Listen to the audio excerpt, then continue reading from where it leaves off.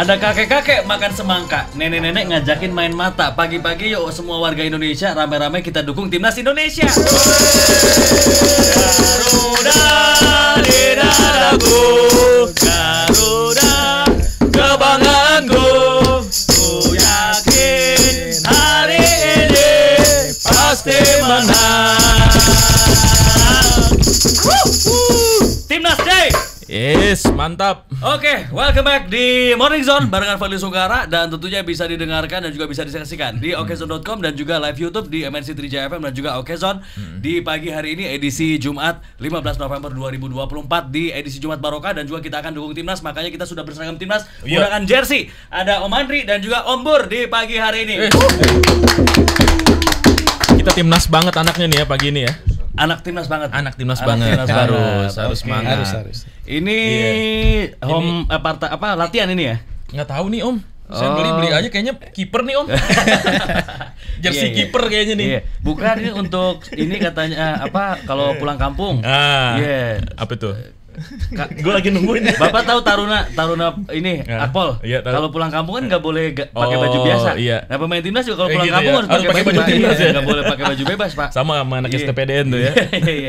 Oke, ini adalah pertandingan berat ya. Pertandingan berat, tapi kita optimis. Kita optimis Indonesia bisa menampilkan performa terbaik supaya bisa mengamankan poin. Harapannya memang bisa imbang, minimal 1 poin bisa kita amankan. Mudah-mudahan harapannya seperti itu. Pertanyaannya, bisa nggak? Bisa nggak, Mas Bur? Ya, di sepak bola ya nggak ada yang nggak mungkin ya, karena bola itu bundar. Apalagi juga secara materi pemain kita jauh lebih mewah ketimbang saat kalah 1-3 di Piala Asia 2023 ya. Kan ada 8 pemain keturunan tambahan yang bakal main di laga nanti malam kan. Ya beberapa di antara ada Martin Paes, ada Kevin Dix, ada Tom Haye, ada Nathan Chuao. Nah, pemain-pemain ini yang nggak main di laga Januari dan bakal main nanti malam. Harapannya ya kehadiran mereka bisa jadi pembeda dan akhirnya bisa membantu timnas Indonesia mendapatkan minimal 1 angka di kandang sendiri. Minimal tuh ya. Minimal. Sebenarnya ya kita kalah lawan Jepang juga bukan aib. Ya betul. Kalahnya lawan Jepang. Karena secara peringkat aja jauh banget kan. Kalah segala-galanya. Kalah peringkat, kalah materi pemain, kalah pengalaman, kalah tradisi. Mereka udah tradisi Piala Dunia, udah langganan Piala Dunia. Dari dari tahun 98 tuh udah 7 kali beruntun dia lolos ya. 98 kalau misalnya dia lolos 8 kali. Betul. Bisa nggak kita ancam Jepang nih? Ini kalau misalnya lu menang, Honda, Toyota nggak boleh jualan. Nah itu tergantung pemerintah kayak kata gimana. Jepangnya, lu nggak bisa nonton kakek Sugiono. Gawat. Kena lagi. Jadi deal-dealan lagi, oke deh. Jadi kita pure sepak bola aja deh. Betul. Iya. Tapi poin plusnya adalah karena kita main di sini nih di Indonesia sebenarnya. Itu pasti. Itu ada pemain ke 12, ada pemain ke 13. Itu poin plusnya tuh. Iya. Ya di sini ya. Di sini. Kalau poin plus. Nah itu dia tuh. Nah itu sono. Poin ke-13 apa itu? Netizen. Pemain ke-13. Pemain ke-12 penonton di stadion. Pemain ke-13-nya netizen. Nih kayak kita tahu nih kan kalau Indonesia main netizen tuh pasti seru tuh. Iya. Iya kan? Apapun lah pokoknya. Dan ya kan dibahas. Dan satu lagi di tahun 68 kita juga pernah menang lawan Jepang 7-0 kan. 7-0 itu di Piala Merdeka di Malaysia. Saat itu zamannya Sucipto Suntoro yang mana Sucipto Suntoro itu saat ini berstatus top skor sepanjang masa timnas Indonesia. Itu zaman Abdul Qadir dan itu dia nggak ada yang nggak mungkin di sepak bola gitu. Jadi sebenarnya udah ada tradisi dari dulu tuh sebenarnya Indonesia tuh dari head to head lawan Jepang tuh sebenarnya nggak terlalu mencolok kan, gitu cuma ya. beda 9-5 kan. Walaupun kondisi sudah jauh berbeda sekarang, cuma ya balik lagi pokoknya ke awal bola itu bundar gitu. Ini menarik nih ketika Mas Bur tadi flashback ke puluhan tahun yang lalu ketika Indonesia berhasil mengalahkan Jepang bahkan dengan skor besar Malaysia pada saat itu ya. Dan persaingan antara Indonesia dan Jepang itu sebenarnya sempat sengit di era 50 sampai 60-an ya. Nah, tapi setelah itu Jepang progresnya gini kan, mereka berkembang pesat persepak bolaannya. Sementara Indonesia bisa dikatakan naik turun. Naik turun atau mungkin banyakan turun ya. Itu dia. Apakah itu banyak turunnya atau gimana? Atau gimana? Faktor apa yang menjadi penyebab? Ya ada banyak faktor ya. Salah satunya juga yang pasti kompetisi lokal. Nah di medio 80-an tuh bahkan Jepang masih belajar dengan Indonesia untuk bagaimana sih pengelolaan kompetisi sepak bola yang bagus ya, karena di Indonesia saat itu kan ada 2 kompetisi bola yang sudah mapan, ada Galatama dan Perserikatan. Jepang banyak belajar. Galatama sekarang jadi pemancingan, Pak. Apa tuh? Ada pemancingan Galatama. Ada. Oke, dari situ. Seneng mancing ini. Oh, seneng mancing. Hadiahnya motor ya. Cikributan. Bapak dia sering emosi kalau mancing emosi. Jadi Jepang banyak yang diperbaiki dari kompetisi. Setelah kompetisi dia sudah mulai baik, ujung-ujungnya banyak pemain mereka juga yang diambil klub-klub Jerman, Italia, bahkan di tahun 90-an kita tahu sendiri kan ada Hidetoshi Nakata yang main di Parma, di Perugia, di Roma juga. Terus juga di tahun 2000-an awal ada Inamoto yang main di Arsenal, ada Shinji Ono di main di Fulham. Nah, dari situlah akhirnya puncaknya Jepang ditunjuk jadi Piala Dunia 2002 waktu itu kan bersama Korea Selatan. Nah, di saat bersamaan ya kompetisi kita masih stagnan dan pemain kita juga nggak ada yang berani main di luar saat itu dan masih kehitung jari lah. Walaupun kita punya Primavera waktu itu ya. Waktu itu ada Primavera dan itu kan juga sebenarnya mereka per kelompok kan. Ujung-ujungnya yang diambil sama ke Bandung dia pakai Prima Jasa. Naiknya di Kampung Rambutan. Atau Prima Rasa ya, pisang molen. Oleh-olehnya ya kan, dan akhirnya ya gitulah kenapa sepak bola kita tertinggal jauh akhirnya dari Jepang. Iya, ini kata Mas Pur banyak banget belokannya nih. Dia nggak fokus. Nggak bisa lempeng aja gitu. Dia nggak fokus distrik lagi. Iya.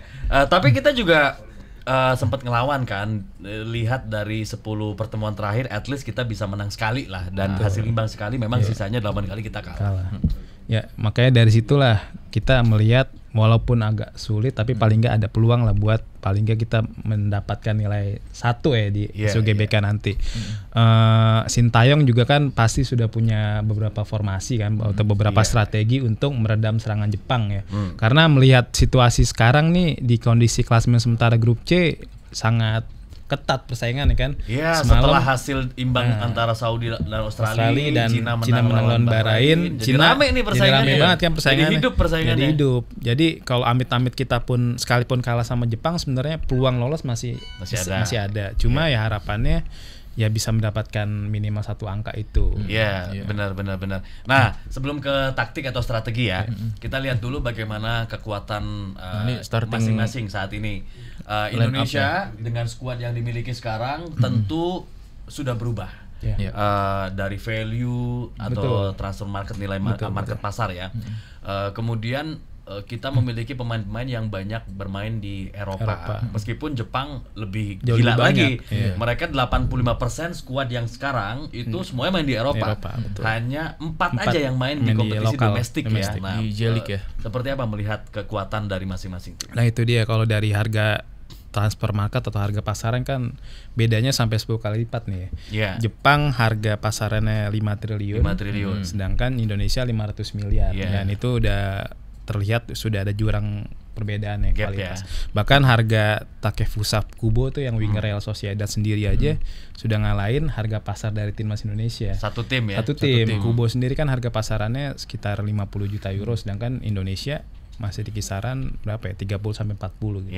Tapi jadi, itu kan di atas kertas ya Mas Bur. Maksudnya ngaruh nggak sih sama actualnya gitu ketika dia main di lapangan ya, gitu. Yang penting di lapangan. Yang penting di lapangan. Ya. Yang penting kan eksekusinya. Benar. Nah, bisa dibilang ada ada ngaruh dan nggak ngaruhnya juga. Jadi ya itulah sepak bola kan. Di saat kayak Jepang juga secara transfer market di Piala Dunia 2022 juga pasti kalah kan dengan Spanyol dan Jerman, tapi mereka bisa ngalahin Spanyol dan Jerman di fase grup sampai akhirnya lolos ke 16 besar gitu. Nah, itulah yang bisa kita jadiin motivasi buat bangkit di laga nanti malam ini. Apalagi kita main di kandang kan. Kapan lagi kita jamu Jepang, tim peringkat 15. Sebenarnya yang takut bukan cuma Jepang kalau main di kandang nih. Siapa tuh? Wasitnya. Nah, makanya itu ada yang unik juga. Takut netizen juga ya. Betul. Bener, makanya kalau dilihat dari Instagramnya, wasitnya yang dari Iran ya. Dari Modbonya di Fart, dia sempat kayak berdoa gitu di Instagram, dan kemudian berdoa disautin sama beberapa hakim garis dari Irak dan Iran kayak ngedoakan mereka. Mereka istighosah, doa bersama Pak. Mereka menggelar doa bersama juga ya. Ada tradisinya di sana juga ya. Tapi kan ini juga dilakukan oleh wasit yang memimpin China lawan Indonesia yang dari Uni Emirat Arab ya. Waktu itu dia juga berdoa juga tuh, bikin story di IG-nya. Sebelum pertandingan dia sempat berdoa juga, bahkan bikin feed ya. Posting feed, dan Dan ujung-ujungnya bener dia memimpin pertandingan secara fair kan dan akhirnya dapat apresiasi dari netizen kita. Dia memang bikin ketar-ketir berarti ya netizen kita nih ya. Iya benar. Bahkan sampai Bahrain nggak berani main di sini kan. Ya karena ulah netizen kita kan. Iya.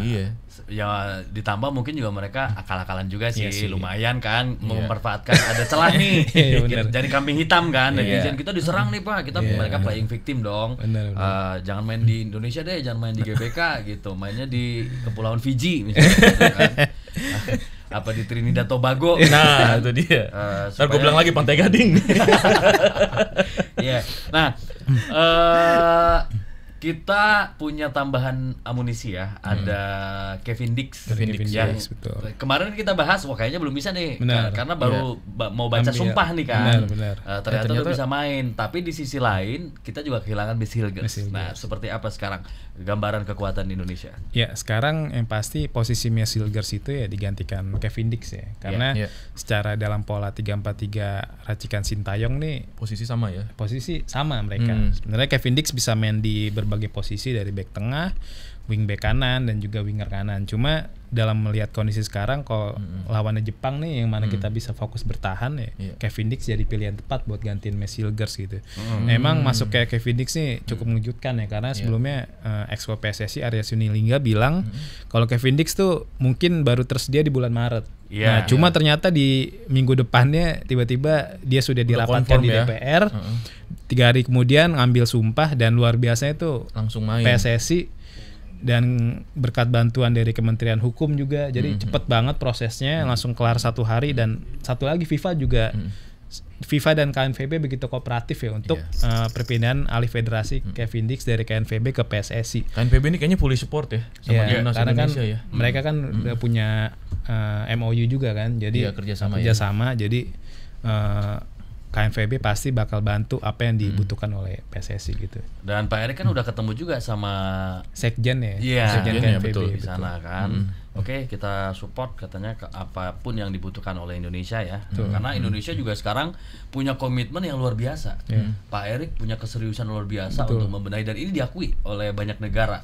Pelatih-pelatih kelas dunia pun mengakui bahwa Indonesia sekarang ditangani oleh orang yang benar, oleh orang yang tepat nih. Di track yang benar. Oke, kalau dilihat dari komposisi pemain nih nanti nih. Nah, kira-kira Sintayong nih bakal naruh siapa aja? Om Bur di ini ya, starting 11. Kayaknya naruh ini Pak, sapu ijuk di keliling sama garam di sapu. Iya. Biar ular nggak masuk. Itu pasti sih Sintayong nih dari 4 laga awal dia masih konsisten pakai pola 3-4-3 ya. 3-4-3 itu udah paten dan menarik nih untuk mencari siapa yang pengisi posisi wingback kanan dan winger kanan nih. Jadi masih tanda tanya ini karena di winger kanan ini belum ada pemain yang benar-benar belum benar greget gitu ya, greget banget gitu belum ekspektasi ya. betul seperti Marcelino, Witan tuh masih ya mainnya masih belum maksimal lah.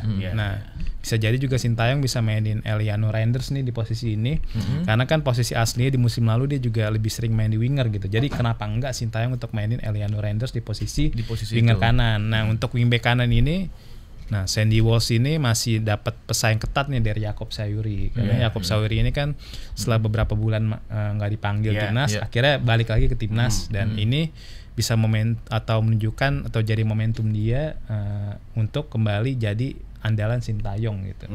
Kalau di tengah sih kayaknya Tom Haye udah nggak boleh ditaruh di bangku cadangan lagi, dia harus starter. Karena kemarin kan dapat kritik tajam Sintayong karena banyak eksperimen ya Tom Haye dan pendampingnya ini.